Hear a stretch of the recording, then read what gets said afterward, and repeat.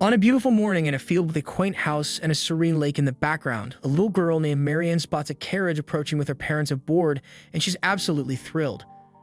Her mother, holding a baby, remarks that Marianne must have been lonely, but the little girl quickly refutes it, mentioning that she had Rose with her. Meanwhile, a man and a child are seen observing the house from a distance. The mother introduces Marianne to her new baby brother, Cheyenne, who stretches his arms out for a hug and receives a loving kiss from his sister. The baby is visibly surprised by the kiss, and his eyes glow with delight. 3 years later, Marianne is racing with Cheyenne and wins yet again. She teases him for being slow, while he counters that she's simply too fast. Marianne agrees, highlighting that as the elder, it's natural. During this time, their father opens the gate and the girl follows him, while she muses that his sister has too much energy. The father comments that Marianne is as lively as always, and she shares that, like the color of her hair, she is as bright as the sun. Subsequently, the father points out that Cheyenne seems as responsible as ever, but the boy feels his sister is more responsible, which she confirms again, citing her seniority. Privately, Marianne thinks that her brother is really responsible since he always helps their mother and has stopped wetting the bed. Moreover, he sometimes bears a worried expression as if he were an adult.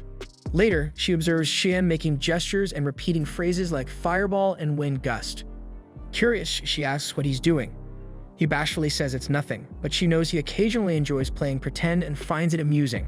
When night falls and the family is dining together, Cheyenne asks if monsters really exist.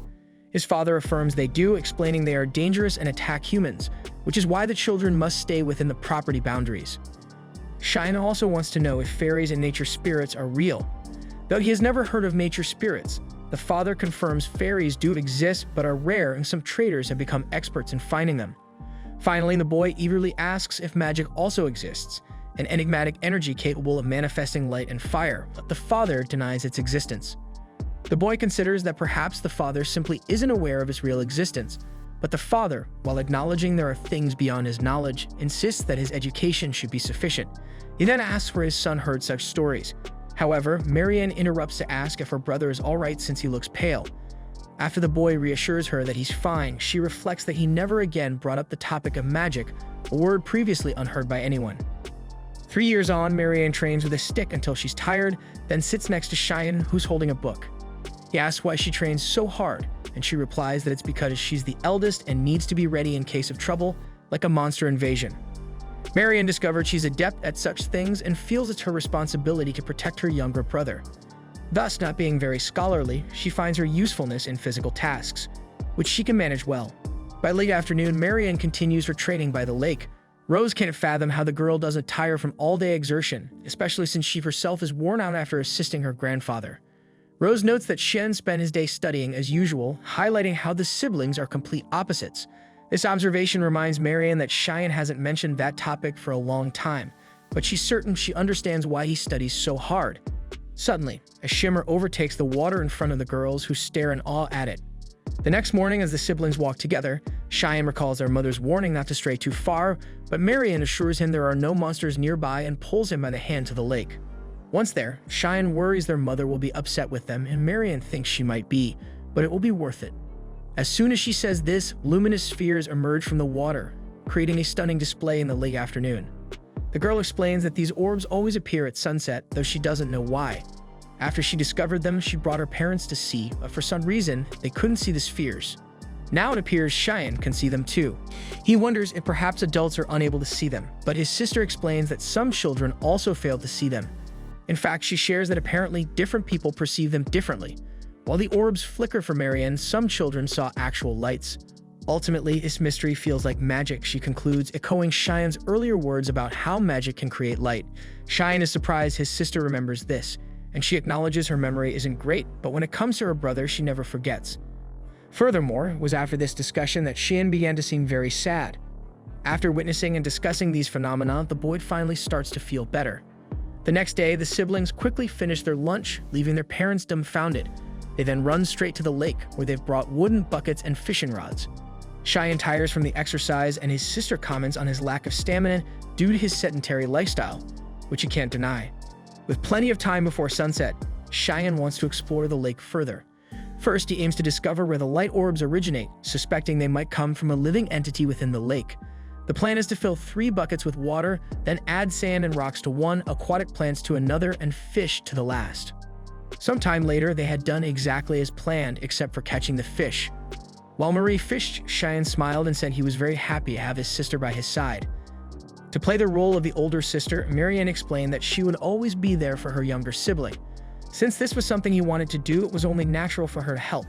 Moreover, if something like magic really existed, she wouldn't want to miss out on it because life would be much more exciting if it were real. On this note, Cheyenne promised that if magic did exist, Marie would be the first person he would tell. Meanwhile, Marie's rod hooked something. She pulled an Eden trout from the lake and placed it in the last bucket as planned.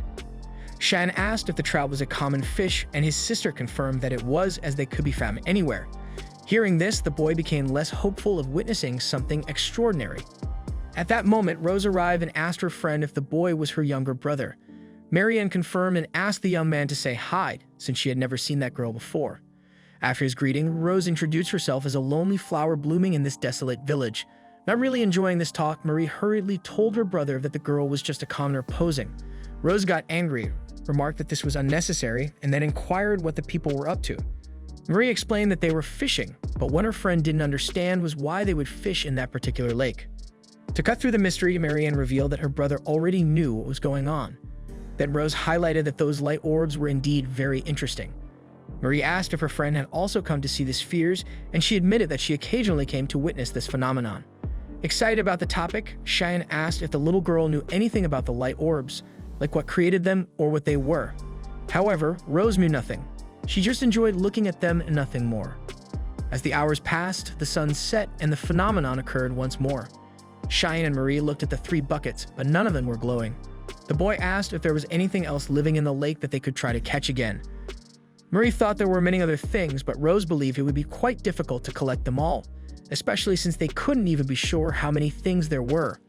With that, Cheyenne decided to enter the lake. Worried about her brother, Marie also began to remove her top clothing. Embarrassed, Cheyenne asked what she was doing, and she explained that her dress would get wet. Thus, the siblings ventured into the lake and made their way to the center of a spectacle. Cheyenne touched one of the spheres and said it was warm and ticklish, but the sensation was pleasant. Not wanting to be left behind, Marie did the same. Cheyenne then dipped his face into the water. As it was too murky to see the bottom, he understood that the light orbs came from something living underwater, perhaps even from a fish, because the source of the light was moving, although the boy couldn't exactly tell which creature was doing it. Since they couldn't see much more than that, the siblings left the lake. Cheyenne thanked her for the help, but Mary said they were a family and should always support each other, so there was no need to thank her for such a little thing. However, Cheyenne felt the need to make it clear he was grateful because even though everything she had said was true, that didn't mean he should hide his feelings. Amidst this, Rose displayed an Eden trout female she had caught. According to Marianne, the females lived deeper and were harder to catch than the males. But since it was spawning season, they came to the shallow waters. Suddenly, the light orbs began to emerge from the bucket with the trout couple, and everyone was astonished. With this, Cheyenne began to believe that this phenomenon was the mating action of the Eden trout. As Marie didn't understand what that meant, Rose explained that it was when someone asked another person to marry them. Marie then thought she didn't need to ask anything of her brother, but eventually, she would have to lay eggs. Embarrassed, Cheyenne yelled that Marianne wouldn't lay eggs and that siblings couldn't marry. However, the girl took this as if her brother didn't love her. The next day, Marie reported that her mother was angry because she had said she was going to marry Cheyenne. The mother had said the same thing as the boy. Because of this, the child felt guilty for thinking she had said something very bad, but she emphasized that she only wanted to stay with her brother. Cheyenne explained that they didn't need to marry for that, but the little girl thought it would be much more special that way. If they didn't marry, they would have to marry other people and would never be together again. As his sister began to cry after saying this, Cheyenne ended up saying that he would marry her. Marie asked if this wouldn't be a problem for their father. Then the boy said that if it were a matter of an heir, they could simply adopt someone. The girl replied that it didn't seem easy, but Cheyenne swore he was serious. Even though he was still a child after all, he also wanted to stay with his sister. If she wanted, he could even make a vow. According to Marianne, that was a heavier responsibility than saying they would marry, but the boy didn't think that was heavy for him because Marie was very important in his life. Having said that, Cheyenne hugged his sister and assured her that everything would be alright because he would always be by her side. When Marie cried and hugged her brother back, a light shone around Cheyenne. He believed it was magical energy because the light resembled the light orbs from the trout procession. Maybe, after observing that phenomenon so much, it had imprinted on his body. After all, saying he wouldn't marry anyone else was the greatest confession of love. Startled, Marianne ran out of the room while Cheyenne realized that he had discovered magical energy in a world where magic didn't exist. For that reason, he promised to create this art in this universe where he had reincarnated. Suddenly, we are transported to modern-day Japan, where a man counts down the last 10 seconds until midnight on his cell phone. As the moment arrives, he celebrates his 30th birthday with great enthusiasm. He believes that, according to legend, men who remain virgins until they turn 30 gain the ability to use magic, and now he is eager to test this theory by attempting to conjure a fireball. However, predictably, nothing happens and he stands there looking foolish before trying to cast a lightning spell, also without success. Undeterred, he attempts a wind blast, which also fails. Next, he tries an ice storm that never materializes. Exhausted, he lies flat on his back and rests for a while, but soon recovers and fetches a small book from under his mat to try invoking a creature of both light and darkness. Once again, his attempt ends in failure, and he resigns himself to the reality that magic does not exist, and that he was foolish to keep his chastity for 30 years. Nevertheless, he goes to sleep as he has work the next day, only to suffer a sudden heart attack. Still alive, he clutches his magic book and declares he does not want to die. In the next scene, we see the young man reflecting on society. He notes that these days, a simple internet search can uncover unimaginable things, but such discoveries fail to stir his emotions. He had no hopes of progressing in life, yet the prospect of becoming a wizard had sparked an expectation within him, causing his heart to race at the mere thought of it. However, the moment to enjoy the fruits of his sacrifice revealed the harsh truth. Such things are not possible in the real world. Nevertheless, now inhabiting his new body as Cheyenne, the boy emphasizes that you'll never know unless you try. With this in mind, he really did try in these past 3 years of his new life. He studied and took initiatives, fueling his obsession. Cheyenne could not give up, and the idea that magic did not exist in this new world was something he refused to contemplate. But the more he researched, the more he was forced to confront the reality once again. When he bravely asked his father if spells existed, the man had never even heard of them. Since then, Cheyenne had lost his reason for living until the incident at the lake occurred, and he was engulfed by a strange energy never seen before. That is, something should have happened, but so far the boy had tried to cast spells with his hands, but as always he failed, and this deadly doubt tormented his heart daily, as he still could not affirm whether magic existed or not despite having encountered something very close to it. On the current day, as he reflected on this in bed, Marie enters his room without knocking. Cheyenne complains that she should announce herself, so she asks if he was doing something that couldn't be seen. Cheyenne had in mind to say that he would start doing it when he reached a certain age, but he lets it go and asks his sister to sit close to him. She had just come to tell him it was snack time, but since he asked, she approaches to chat. However, Cheyenne stares at her strangely, which prompts her to ask why. Without hesitation, the boy seriously declares his love for his sister, confirming his theory. Expressing his feelings releases magical energy, and he wonders if he will have to do this every time he wants a magical reaction, which would be quite ridiculous. Furious at her brother's antics, Marie complains that he's just using her as a toy to get what he wants, but Cheyenne replies that his feelings are genuine. Hearing this, Marianne's heart melts on the spot, and she forgives her brother without a second thought and asks what he has discovered about this matter. Cheyenne explains that it seems magical energy is released from his body when he expresses his feelings, but he doesn't believe this release is limited to just that. For this reason, he would like to test it with Marie. She asks if he's going to tell her he loves her again and says she needs to prepare her heart beforehand, but he clarifies that's not it, disappointing her. Cheyenne reflects alone that when he confesses his feelings, he becomes more aware of them, as if he were embracing his emotions. Therefore, he imagines that the path is to use emotions like amusement, hope, excitement, and happiness. Thinking this, he begins to emit magic more consciously, though he doesn't think merely shining is a big deal. However, the truth is, he has just established the existence of magic in this world, and that in itself is an incredible advancement. Over time, he discovers that this phenomenon might be similar to what electric eels do. They have things called electroreceptors that allow them to detect electric fields, serving as a special organ within them that generates electricity and can hunt prey and defend the eel from predators.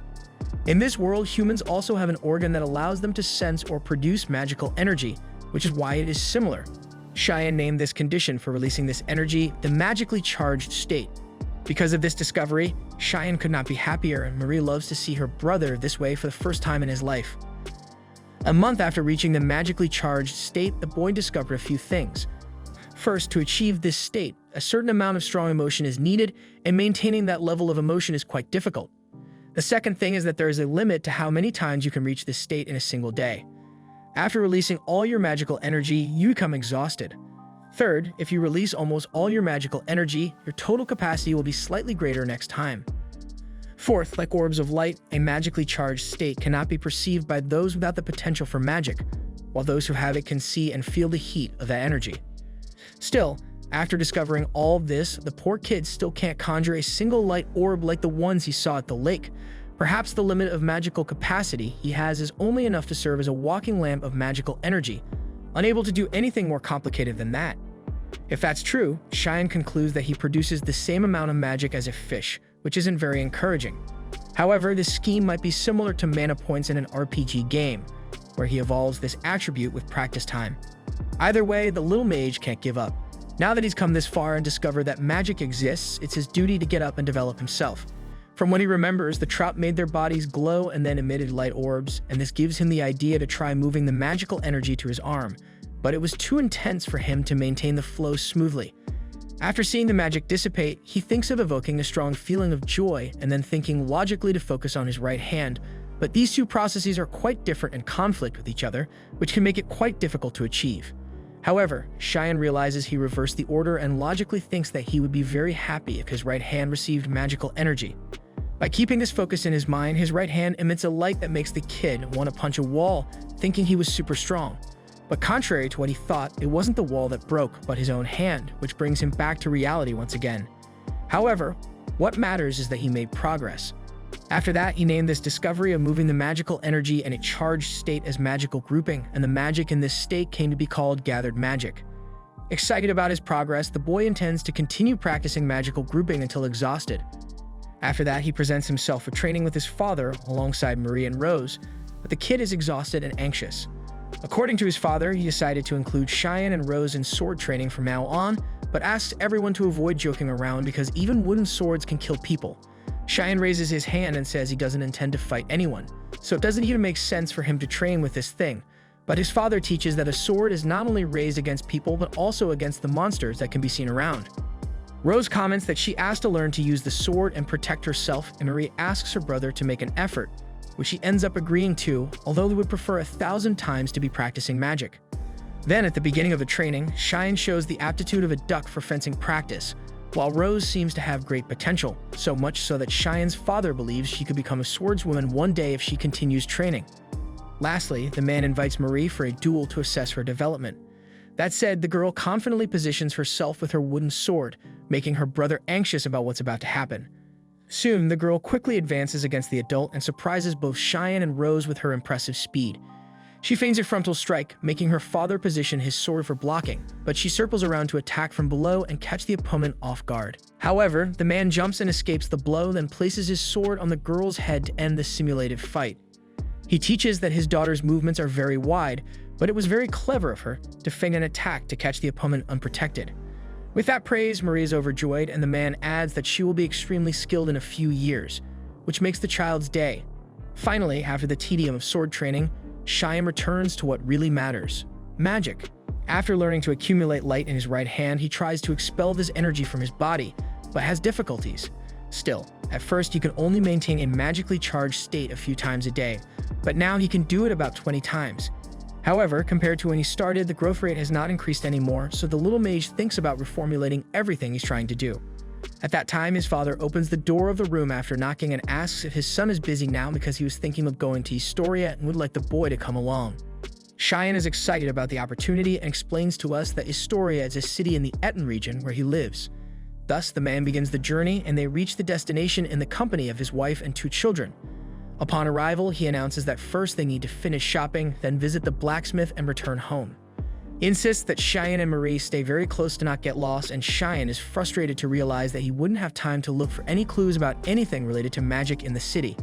Anyway, as he is still a child, he can't just wander around on his own, but when he's older, he promises to return to Historia and do what he wants.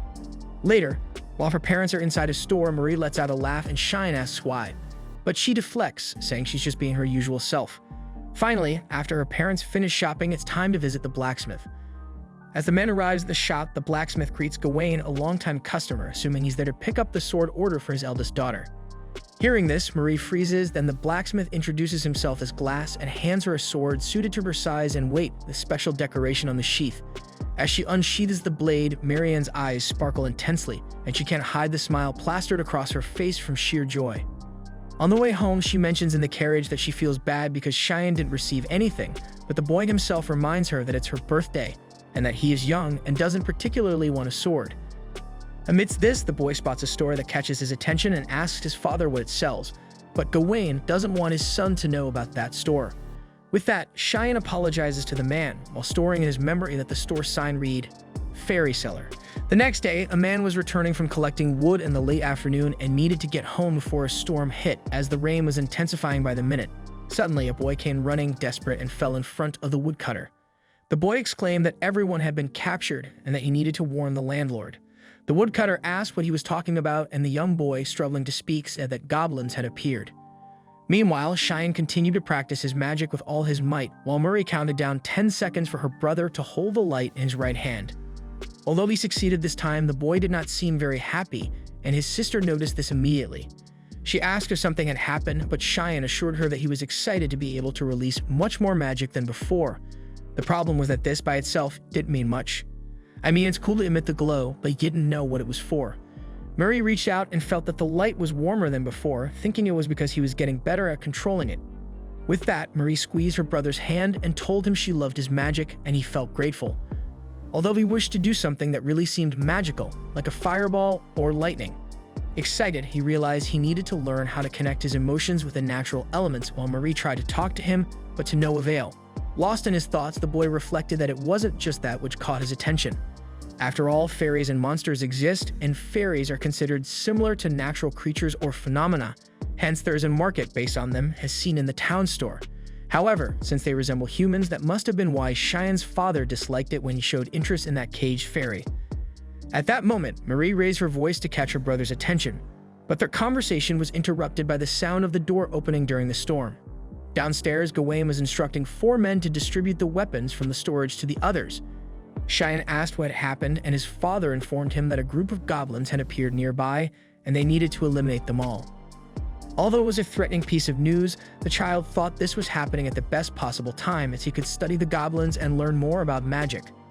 After the initial excitement, he took a better look at the environment and saw that the atmosphere was quite heavy, which he didn't understand since goblins are considered weak monsters. Then Gawain asked his wife to gather the women, the elderly, and the children, and bring them all there. Marianne took her brother's hand and promised that the adults would finish off the goblins, and she would do everything to protect him, even though her hand was trembling with fear. Finally, Gawain told the family that he was going to the monster's den with the men, but there was nothing to worry about, as from what was seen, there were only 2 goblins. Cheyenne shouted his father's name, who told the boy that he didn't have time for a chat now. Still, the boy wanted to know if goblins had the intelligence and physical ability to enter through the 2nd floor, and the man taught that no, they were not that clever, and since the exterior of the house was very smooth, they would never be able to climb. With that, Cheyenne suggested that the non-combatants hide on the 2nd floor and use furniture to block the 1st floor door. Gawain liked the idea and told them to follow that strategy, adding that when they returned, it would give a signal that Cheyenne could hear from upstairs. Thus, the defense preparations were made in the residence, and hours passed while the residents hid on the 2nd floor of the house. Meanwhile, outside, a goblin made a huge jump and easily surpassed the wall, then approached the house stealthily and peeked inside the 1st floor window, which was boarded up with wooden planks. Soon it went to the front door and scratched it several times, and the noise could be heard from above. Marie asked if it was their father, but Cheyenne was sure it wasn't. The sound began to get louder and more frightening, making the inhabitants increasingly terrified. However, after a few seconds of tension, the noise stopped, but soon after, a window was heard being broken. That is, the goblin had entered. Marie began to talk non-stop to find out what was happening, but her brother asked her to be quiet. The steps of the monster could be heard going up the stairs to the 2nd floor, and the tension grew among the hidden humans, who did everything not to make any noise and give away their position. After some time, the people heard the goblin passing by the door where they were, which brought some relief. But when a thunder scared a mother with her daughter, the 2 screamed, and the goblin discovered where the humans were and started banging on the door. Without much delay, it managed to invade the room and stood before the people. Seeing that, Cheyenne couldn't believe he wanted to study such a creature. His mother stepped forward and asked the goblin not to kill the children, but she ended up falling, provoking a laugh from the monster. It was at this time that Cheyenne noticed that this goblin fully understood that it was much stronger than everyone there and that it controlled the situation as it wanted. Marie, in an act of bravery, unsheathed her sword and pointed it at the enemy. Shen begged her to come back, but the girl remembered she had sworn to protect her brother and wasn't going to give up now. However, the goblin slapped the sword out of Marie's hand and stuck the blade into the wall. After that, it advanced towards the child and swung its claws, but the mother stood in front of her and was struck in the back. Marie screamed her name, but the woman didn't have the strength to react to the severe wound.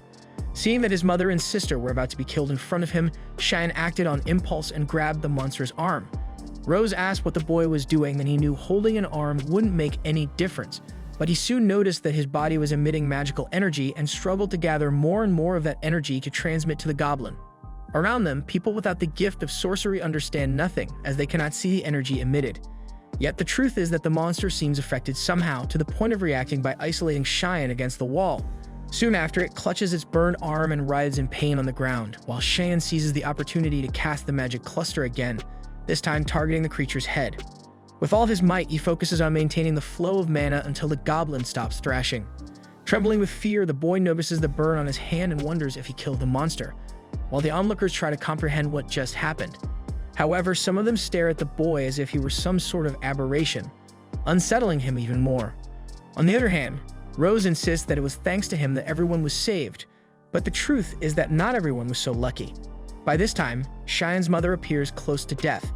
Marie is in despair, while Rose tells the boy to take care of Emma, as she will tend to Marie. He notices his mother is pale and has lost a lot of blood, so he needs to stop the bleeding as quickly as possible, but he can't treat her on the ground. At that moment, other women arrive and learn what happened, so the child asks for help to move Emma to a bed. Having done this, he asks if anyone present has experience in medicine or pharmacy, but being a small village, none of the residents have such knowledge. Trying to stay calm, Cheyenne thinks back to his past life memories for what to do in such situations. In the movies and series he watched, the first step was to stitch the wound, so he wants to know if anyone is capable of doing that. When a young woman raises her hand, Cheyenne asks her to fetch the sewing supplies from Emma's room, while others should look for strong spirits and all the clean cloth they can find. As for the rest, as unpleasant as it is, they need to move the goblin's corpse to the corridor. Before heading off to help, a boy slightly younger than Cheyenne grabs his hand and thanks him, which motivates the young mage. Sometime later, when all the necessary materials are gathered, Cheyenne asks the seamstress's name, who introduces herself as Leah. He cuts open his mother's clothing and sees that the wound is indeed ugly, but not as deep as he thought. The problem is if the goblin had poison in its claws, but since this is the only chance to save his mother, the boy doesn't even want to think about it. Thus, he asks the seamstress to perform the suture, to stitch the wounds. The girl is shocked and asks why she needs to do this, and Cheyenne realizes that suturing hasn't been discovered in this world yet. He explains that if it's not closed, the wound will remain exposed, which is very dangerous, but Leah thinks that this will hurt her lady even more. With that, Cheyenne asks if Leah prefers to hurt Emma and save her or not hurt her and let her die. But as the seamstress starts panicking, the boy changes tactics and pleads for the maid's help, who grasps the gravity of the situation and begins the process. Hours after the stitching, Emma is comfortably lying in bed and should recover without major issues. Cheyenne thanks the maid for her great help. Marie can no longer hold back and begins to cry as she embraces her brother, who tries to hold back his tears as he reciprocates the gesture of affection. Amidst this, they hear the men returning from their expedition. Later, Cheyenne learns that his father and the others found the goblin lair in the nearby forest and killed 2 of them, but they discovered traces of 2 more monsters and hurried back to the village. Fortunately, no one died in the battle and peace returned to the village once again. A doctor was called to assess Emma's condition, and he says that although the wounds were deep, they did not reach any bones or organs. Moreover, the injury was stitched up very well, which helped greatly. From here, all she needs is good nutrition and rest, and Emma will be as good as new. When the doctor leaves, Marie tells her mother that it was her fault for what happened, but the woman takes her daughter's hand and says no, because the girl was brave and tried to protect everyone, and should be proud of herself. Later, in a conversation with his younger son, Gawain shares that he learned about everything that happened and that it fits with what Sheehan said. He also heard that the boy treated their mother, and honestly, the man doesn't know how the child was able to do all this. Inside, Cheyenne knows the answer is that he's a 30-year-old Japanese man, but of course, he can't say that, so he just says he was winging it. With that, the father asks how the boy killed the goblin and what that burn mark was, but the child is too nervous to answer and remains silent. At this, Gawain assumes it was magic, and Cheyenne asks how he knows. The father notes that the son has always been very logical and doesn't even act like a child, but what gave him away was the way he always talks about magic. Since it's come to this, Cheyenne asks his father to believe what he's about to say, while Marie says her brother is amazing and has been researching a lot about magic. Gawain knew the kid acted like an adult, but this is too much. By the way, he orders that neither of them speak to anyone about this because if others find out, bad things can happen, as there are certain topics that are not accepted in society. Speaking of which, the man orders his son to stop studying magic, as it is a dangerous power. Marie complains that her brother has been working hard on it and that it was only because of this that he managed to save everyone, but the father cannot allow the boy to meddle with something so perilous. Despite the order, Cheyenne stands his ground and insists that he will continue his research. Gawain raises his voice to argue, and the boy understands his father's feelings, but makes it clear that magic is his great dream and that he depends on it for happiness. Gawain argues that Cheyenne is still a child and that his thoughts on the matter will change. Then the boy proposes a condition. If his presence becomes a nuisance to others, he will be disowned. The father can't understand how his son would go to such lengths over this, especially knowing that he could be ostracized by everyone. But seeing the boy's conviction, Gawain throws in the towel and allows Cheyenne to continue his research, provided he can be monitored by his father. Furthermore, seeing that the boy was determined to this extent, Gawain encourages him to hold his head high and pursue his dreams, as the father will always be by his side. To fulfill his promise, Gawain lights a fire at his son's request, as he wanted to try something using the magic cluster. Soon he gathers mana in his right hand and extends it over the fire, causing an explosion followed by a fire on his hand. Gawain rushes to throw a bucket of water on the poor boy and warns him that this experiment is too dangerous. Meanwhile, Cheyenne shares that he managed to discover something through this. He wanted to know what would happen if someone with magic came into contact with a high level of magical energy. In other words, he found out when he faced the goblin, but he also wanted to see what would happen if magic came into contact with a natural phenomenon. From what he observed, the outcome was as follows. The flames turned blue and ignited the magic cluster. Drying his son with a towel, the father, who cannot see magical energy, trusts his son's judgment. On the other hand, Marie complains that everyone understands everything except her, so her brother comforts the young girl by saying that thanks to her, he discovered his own magical energy in the first place. Hearing these words, the girl feels on top of the world and recognizes that her role is indeed undeniable in this research. Now reflecting on what he just did at the fire, Cheyenne considers that the phenomenon seemed like a type of fire magic, and the mere possibility of finally casting a fireball consumes his mind to the point of acting like a crazed fanatic, making his father realize that he truly had no idea of this hidden side of his son. That day, Cheyenne reinforced the idea that even in bad times you can glean something good. And it was on that day that he truly began to love this new world, marking the start of his real research into magic. With his father's help, the boy repeatedly tried the magic cluster process by the fire, and although the fire kept taking over his hand, Gawain was always ready with a bucket to extinguish the flames.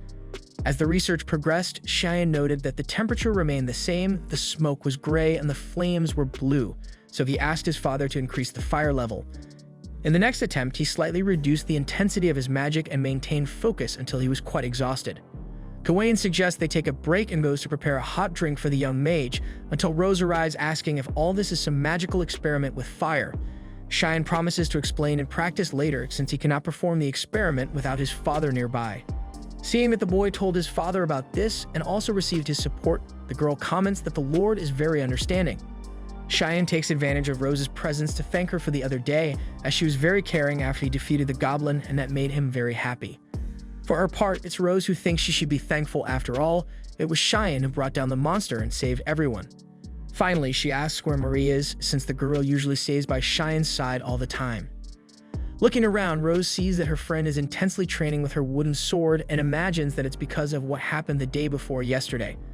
Whatever it is, Rose asks Cheyenne to always show that he's on his sister's side, no matter what happens, as surely Marie expects that from him. Meanwhile, Marie gets distracted for a moment and remembers the goblin attacking, then shakes her head to dispel the bad thoughts and strikes the wind with her sword to refocus on what really matters. In the following scene, Cheyenne analyzes everything he has discovered about magic so far. First, the more magical energy gathered, the larger the flame around his hand, and the more magical energy you spend, the more powerful the magic becomes. Second, other heat sources can also ignite the mana if they are hot enough, even if it's not fire. Third, if you touch the fire while it's magically charged, the ordinary fire spreads across your hand and burns, normally staying red. Fourth, even if you wear a glove to cover your hand, the magic cluster still works through it, meaning you'll still catch fire anyway if you put your hand in the fire. After gathering all this information, Cheyenne admits that, so far, all this just seemed too dangerous and without any practical use. Gawain adds that indeed the goal of manipulating fire still seems far off, and Cheyenne comments that it would be great if he could keep a magic orb away from his body, just like the Trouts do. Hearing this, Marie says it's easy and does exactly that. Seeing this unlikely scene, Cheyenne nearly pulls his hair out, while his sister explains that she heard the boy say how it's done and tried it herself. Moreover, Rose shows that she can also do it easily, so the two girls join forces to encourage the boy and give him instructions on how he could do the same. After imagining that the process seems similar to a drop of water falling from a fountain, he realizes that he doesn't need to release all the magical energy and manages to launch the orb into the air. Later, returning to training, Cheyenne forgets the fire for a moment and picks up a portable flint to launch a magic orb that explodes in the sky. The crowd is impressed with this discovery, and Cheyenne himself is proud of his progress, and although it wasn't anything too impressive, it shows that the magic he dreamed of for 30 years can really be used. With the flint in hand, the young mage decides to use this newly invented magic of flames, and although it is still in the testing phase, is not useful for attack. A month after the goblin attack, the season changes smoothly, and Cheyenne continues his relentless pursuit of personal development. Walking exhausted through the back of the house, he ponders that he needs to impose his will on the magical energy to move it according to what he wants. But every time he gives it an order, the amount of mana seems to decrease, meaning there's something important he still hasn't discovered that's affecting the process in this way. When he reached the front of the house, he saw his sister practicing with her sword, but she dropped the weapon because her hand was so injured. Gawain told the girl she should stop for the day, but Marie insisted on continuing, citing their father's words that she could only grow stronger with practice. Cheyenne arrived and echoed their father's stance, but as Marie ignored him and kept practicing, her brother shouted her name. It was then that she realized she had indeed pushed too hard and walked away with her head down. Cheyenne felt saddened by the situation, and their father remarked that she was just a bit nervous and would soon be herself again. Later, during tea, Cheyenne tried to explain electricity to his father, curious if any animal or plant could generate something similar. His research on fire magic had hit a roadblock, so the mage decided to shift his focus to lightning magic for the time being. However, his father replied that no such thing existed, but mentioned hearing from Grast about a phenomenon as powerful as lightning that had occurred somewhere. Thus, they decided to head to Istria. Cheyenne went to call his sister, but she insisted she was too busy and would stay home that day, promising to join him next time. After practically pushing her brother out of the room while pretending everything was fine, Marie sadly looked at her hands after being left alone again. Eventually, father and son arrived in Istria and met with Grast, who believed they were talking about lightning ore, easily found but difficult to transport due to its dangerous nature, leading people to often leave it behind. Reflecting on the blacksmith's words, Cheyenne considered that this ore might be a kind of mineral that discharges electricity. He then asked Grast if there was any tree around with white, sticky sap. When told there were none, the boy lamented the absence of rubber trees, which would have been perfect insulators for handling electricity. He then inquired about another known insulator, glass, and asked if Grast had a mineral called mica, consisting of peeled crystal-clear layers. The shop owner thought he was referring to paper crystal and fetched a stone of this resource to show.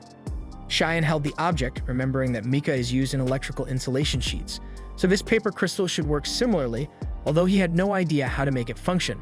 Grast asked what the boy was planning to do, as it was hard to guess what goes through children's minds. However, Gawain disagreed, noting that Cheyenne often demonstrated maturity beyond his years. Speaking of which, the boy requested a larger piece of the crystal, and the blacksmith informed them they could buy a bigger one in the commercial district for about 4,000 realm. Cheyenne reflected that in this world, a family could dine well for that amount, but although it was expensive, his father promised to buy whatever he wanted, since the boy had never asked for anything before. If it wasn't feasible, Gawain would simply say no. Listening to the entire conversation, Grast joked that the boy's father was doting. In any case, the two returned home with the lightning ore in hand, and this time, Emma was there to watch her son's magical experiments, curious about Marie's whereabouts. Amidst this, Cheyenne gathered mana in his hand and launched a magical orb at the ore, causing the orb to explode. Gawain consoled his son in advance, reminding him that he had failed many times before mastering fire magic, but the boy wasn't upset. Rather, he started laughing like a madman, proclaiming the experiment a success.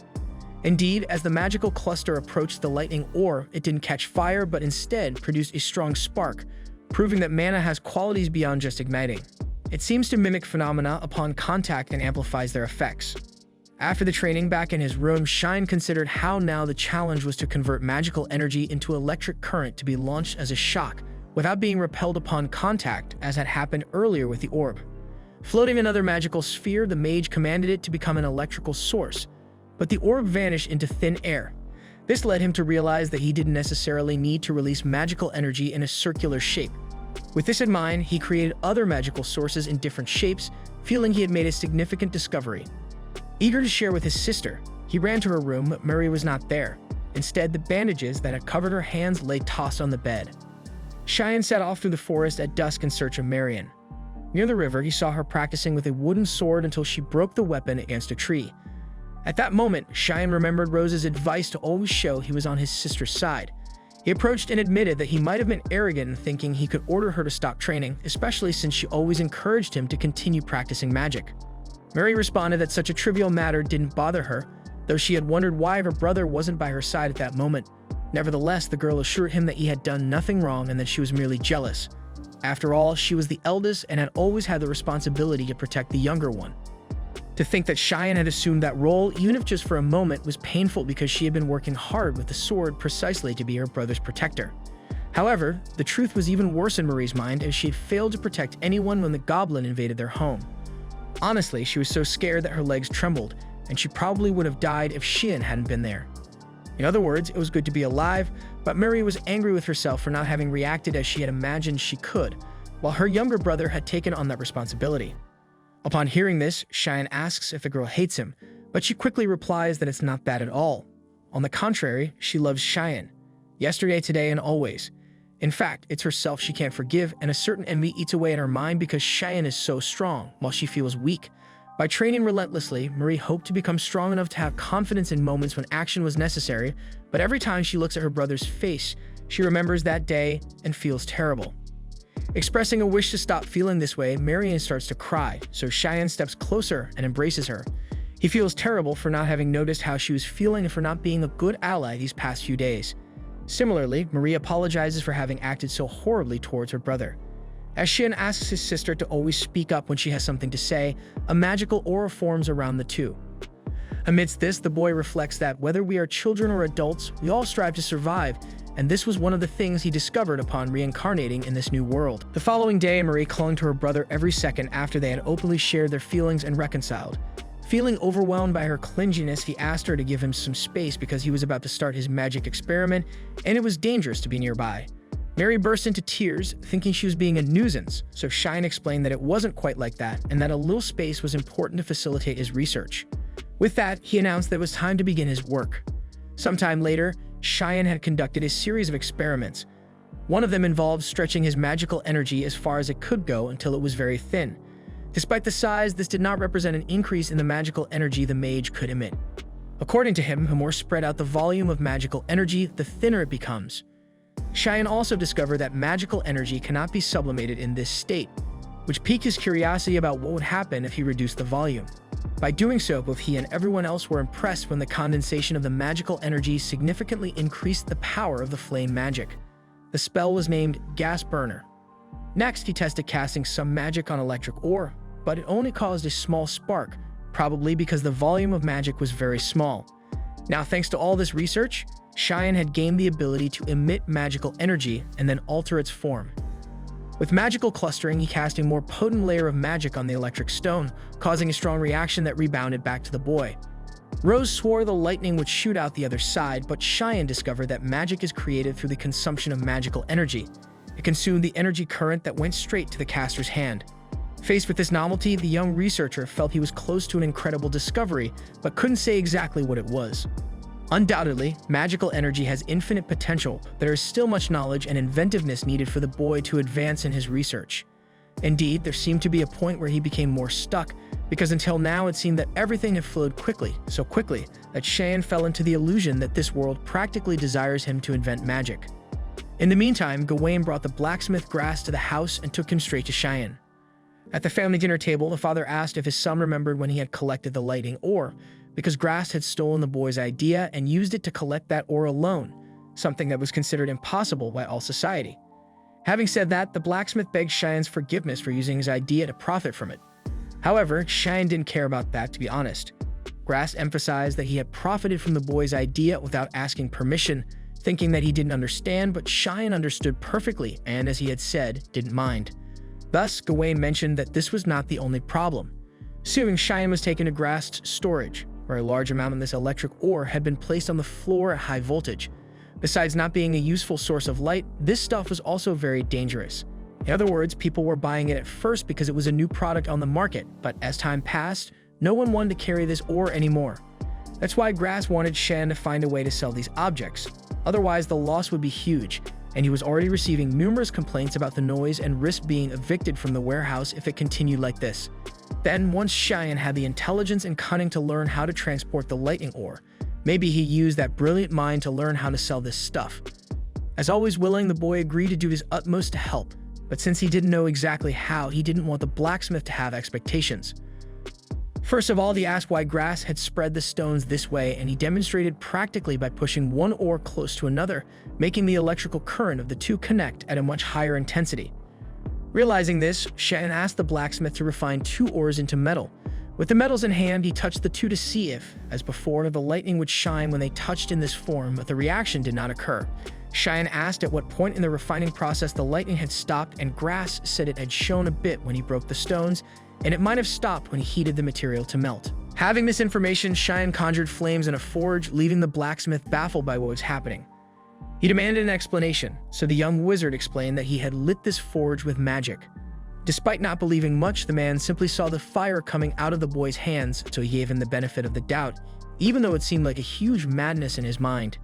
Anyway, he asked if there would be a different outcome if he forged using this flame, but that was something even Cheyenne did not know, so much so that he had conjured these flames to test it. Thus, the blacksmith warned that the test might take about an hour, so people could take a walk if they didn't want to wait. However, Cheyenne was very interested in seeing what would happen and decided to stay there, while Marie also chose to stay, but just to rub her face frantically against her brothers. An hour later, Grass showed the result of the test, then picked up one of the metals with an insulating material and brought it close to the other. This time, the electrical reaction occurred, leaving everyone amazed by it. Cheyenne named the discovery lightning iron and believed that this would be a great product to sell. After this episode, everyone worked hard to make several lightning irons, so much that Grass spent several nights without sleep from so much work. After this period of accelerated production, they came together to celebrate that the work was over, although they did not have the proper energy for it. Cheyenne took the opportunity to explain the new products that had been manufactured by him and his family. First, there's the lightning lamp. When you remove the insulator embedded in the cap, electricity flows and ignites a magnificent glow in the item, illuminating any darkness. Lastly, they produce the lightning generator, which lights a fire much more easily than a common lighter. Watching the boys' presentation, Emma remarks on how smart her son is, and Gawain agrees that he's a great pride for the parents. Shyly, Cheyenne thanks them for the compliments, while Marianne emphasizes that she always knew how incredible her brother was. Honestly, Cheyenne worried that his sister might feel jealous of the praise he received, so he concludes that he really doesn't understand girls. Lastly, of course, Grass excitedly thanks everyone for all the help the young mage provided, noting that there's something special about Cheyenne. But before he could say what it was, Gawain tells the blacksmith to hold his tongue. Realizing his slip, Grass swallows his words and tells the boy it was nothing. To change the subject, Emma invites everyone to enjoy seafood stew, but Cheyenne hasn't forgotten what Grass said or almost said. It seems that Guy knows something about Cheyenne that even he himself doesn't know. Later, Grass says goodbye and promises to make up for the help he received, while the family of protagonists leaves by carriage. During the trip, Cheyenne reflects that while the people were making the lightning lamps and starters, he had a flash of inspiration. After all, if it's really possible to do what he's thinking with the lightning iron, it could drastically change his magic. Fortunately, over the days, the items produced were a success in Grass's shop, which sold them all and made a good profit. Back at the main mansion in Eton, Marie asks what her brother's new research will be, and he explains that fire can't burn without oxygen, which is why when you put fire in a closed space, it goes out.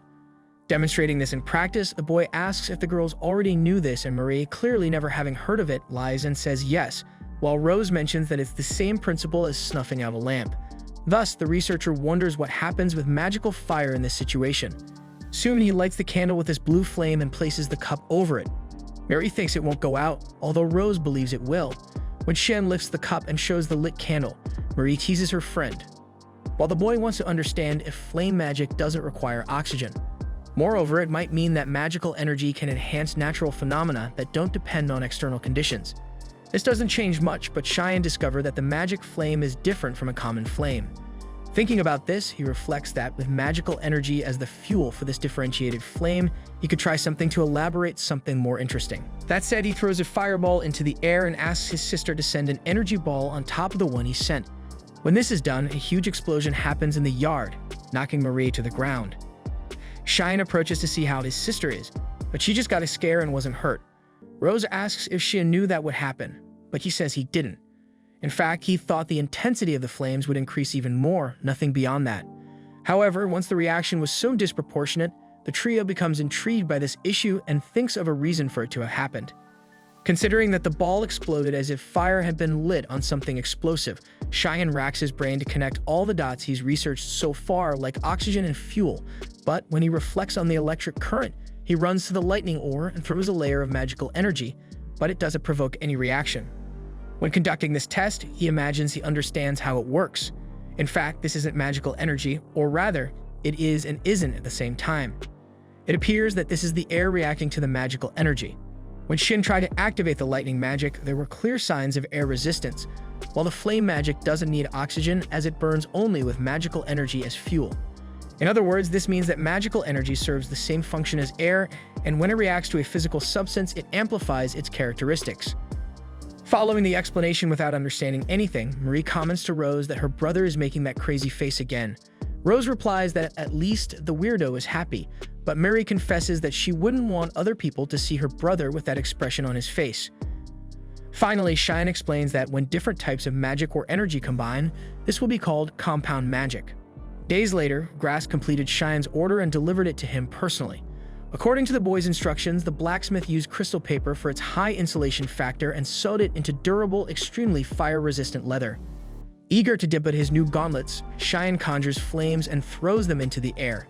Then he throws an energy ball on top of the previous one, causing that same explosion and leaving everyone astonished. Next, he combines the power of flames with electricity, mixing the two with magical energy. This causes a sort of mixed magical current of two elements, but it soon dissipates. Still, Cheyenne celebrates the fact that he achieved what he wanted, because from now on, his lightning magic is finally complete. Marie rushes over to say that was the most incredible thing she's ever seen, but her brother suddenly starts crying. Everyone is concerned about the kid, but the truth is that this is a cry of emotion after having achieved his greatest feat to date, because it was hard to contain the excitement. Marie hugs her brother and jokingly says he's a crybaby, and Rose also joins them to console their friend. Also moved, the three adults watch the scene with a smile on their faces. Later in the night, Cheyenne wakes up in his bed to go to the bathroom. Using a lightning lamp, he descends the stairs and overhears the adults discussing something. They were talking about Shin's magic and how it should not be ignored under any circumstances. Gawain thinks the boy is smart and won't just show his gift to anyone, but Emma reminds him that he's still a child and should be seen as one. However, her husband can't help but think that Cheyenne is a special child, as if he were older than he actually is, and this might have something to do with the person who entrusted Cheyenne to them. Hearing this, Cheyenne is startled and begins to believe that he is not a blood relative of his family. Hey guys, the source will be in the comments. Make sure to subscribe to the channel so you don't miss the upcoming videos. See you.